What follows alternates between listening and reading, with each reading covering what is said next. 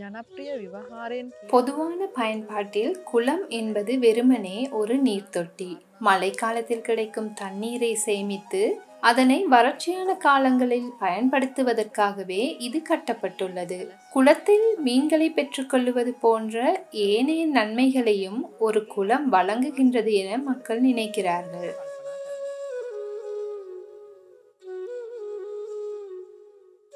உலர் வலயத்தில் அமைந்துள்ள சிறு குளங்கள் அருவித்தொடர் அமைப்பில் உள்ள ஒவ்வொரு குளமும் மழை நீராலேயே நிரப்பப்படுகின்றது. அவை ஆகாயத்திலிருந்து நேரடியாகவோ அல்லது குளத்தின் மேற்பரப்பில் விழுந்து அங்கிருந்து வடிந்தோடி குளத்தில் சேருவதன் மூலமாகவோ குளத்து நீர்மட்டம் உருவாகின்றது. இவ்வனைத்து குளத்திற்கும் முக்கிய தொழிற்பாடுகள் கையளிக்கப்பட்டுள்ளன. அதாவது அதை சார்ந்திருப்பவர்களுக்கு தண்ணீர் தேவைப்படும் போது மிகவும் சுத்தமான புதிய நீரை வெளியிடுவதாகும். ஒரு குளத்தை உருவாக்கிய பிறகு நம் முன்னோர்கள் அந்த குளத்தை இயற்கையின் ஒரு பகுதியாக மாற்ற முயன்றனர். காலப்போக்கில் இந்த குளத்தின் பயன்பாடு அற்றுப்போகாமல் இருக்க குளத்திலிருந்து சுத்தமான நீரை பெற்றுக்கொள்ளும் வகையில் குளத்தை சுற்றி பல விவசாய நில பயன்பாட்டு அம்சங்கள் சேர்க்கப்பட்டன. இந்த அனைத்து அம்சங்களினதும் முக்கிய செயல்பாடு குளத்தின் மேற்பரப்பிலிருந்து வரும் நீரில் காணப்படும் நச்சுகள், கழிவு நீர், மண் துகள்கள் மற்றும் கரிம துகள்கள் குளத்தில் நுழைவதை தடுப்பதும், குளத்திலிருந்து வெளியேறும் நீரில் அவை கலந்து விடாமல் அவற்றை வடிகட்டுவதும் ஆகும். இந்த அம்சங்களின் காரணமாகவே அருவித்தொடர் அமைப்பு நீண்ட காலமாக நிலைத்திருக்கின்றது என்று கூறலாம்.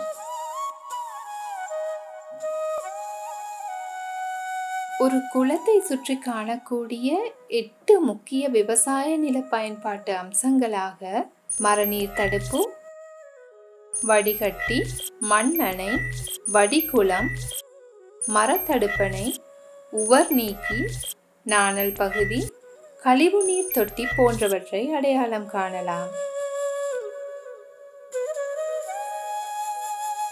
தடுப்பணை பற்றி கூறினால், இது குளத்தின் மடைக்கதப்பின் மட்டத்திற்கும் மேலதிக நீர் வெளியேற்ற பகுதிக்கும் இடையில் அமைந்துள்ள இயற்கை தாவர தடுப்பு என கூறலாம்.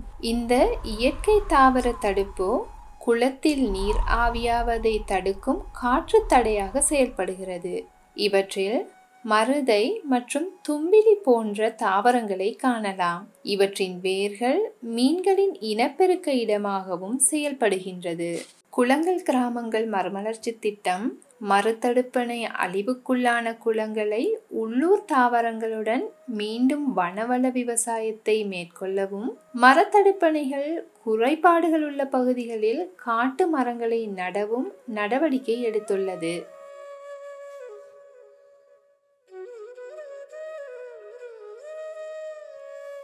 இரண்டாவது விவசாய நிலப்பண்பாட்டு உறுப்பாக வடிகட்டியை அடையாளம் காணலாம். மரத்தடுப்பணையின் அடிப்பகுதியில் அமைந்துள்ள புல்வேலி இந்த பெயரால் அழைக்கப்படுகின்றது. இது மேல் பகுதியிலிருந்து தண்ணீருடன் வரும் வண்டல், கரிம பொருட்கள், கனலோகம் போன்றவற்றை குளத்திற்குள் நுழைவதை தடுப்பதன் மூலம் ஒரு வடிகட்டியாக செயல்படுகின்றது.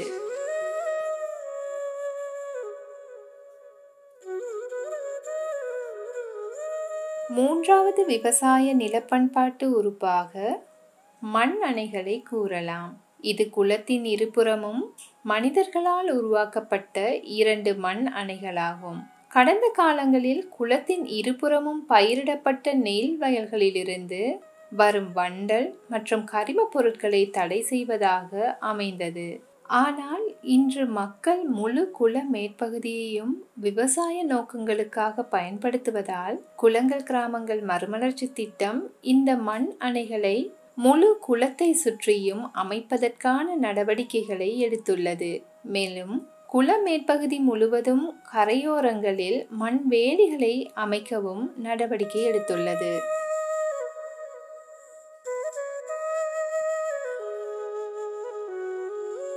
நான்காவது விவசாய நில பயன்பாட்டு உறுப்பு வடிகுளமாகும். இது குளத்தின் மேற்பகுதியில் மனிதர்களால் கட்டப்பட்ட ஒரு குளமாகும். இது குளத்திற்கு நீர் பாயும் நீர்வழிகளை இடைமறித்து கட்டப்பட்டுள்ளது. குளத்திற்கு நீர் பாயும் நீர்வழிகளை பொறுத்து பல வடிகுளங்கள் இருக்கலாம். இந்த வடிகுளங்களின் அளவு குளத்திற்கு வரும் நீரின் அளவை பொறுத்து தீர்மானிக்கப்படுகின்றது. தண்ணீர் இங்கு சுமார் 8 மணி நேரம் வரை தேங்கி நின்று மெதுவாக குளத்திற்குள் பாய்கிறது. இந்த நேரத்தில் வண்டல் மண், களிமண் துகள்கள் போன்றவை இந்த வடிகுளத்தின் அடியில் படிகின்றன. இது காட்டு விலங்குகளின் நீர் தேவைகளை பூர்த்தி செய்வதாகவும் அமைகிறது.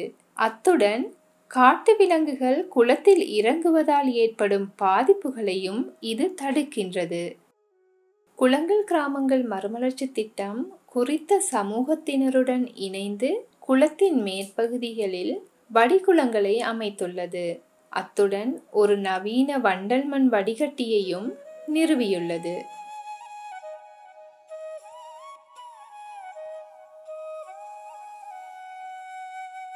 ஐந்தாவது உறுப்பு மரத்தடுப்பணை. இது குளக்கரைக்கு கீழே உள்ள நிலப்பகுதியாகும்.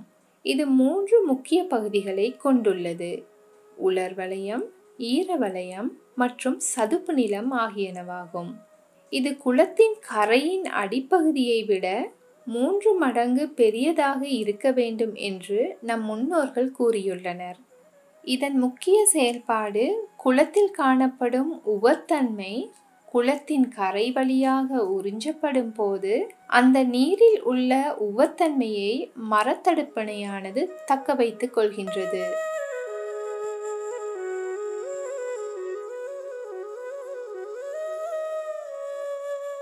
மரத்தடுப்பணையினுள் காணப்படும் இக்கழிவு நீர் தொட்டி மற்றும் சதுப்பு நிலங்களில் வளரும் கங்குன், கொகில, ஹபரல போன்ற தாவரங்கள் தண்ணீரில் உள்ள பரலோகத்தை மிகவும் விரைவாக உறிஞ்சுகின்றன என்பதை அறிவியல் ஆராய்ச்சிகள் நிரூபித்துள்ளன. அவ்வாறே நாணல் படிகைகளில் வளரும் துத்தேரியா எனும் நாணல் வகையும் மேற்கொண்டவாறே பரலோகத்தை விரைவாக உறிஞ்சி இந்த சுற்றுச்சூழல் அமைப்பில் அவற்றை திறம்பட நீக்குகிறது என்பது இப்போது தெரிய வந்துள்ளது.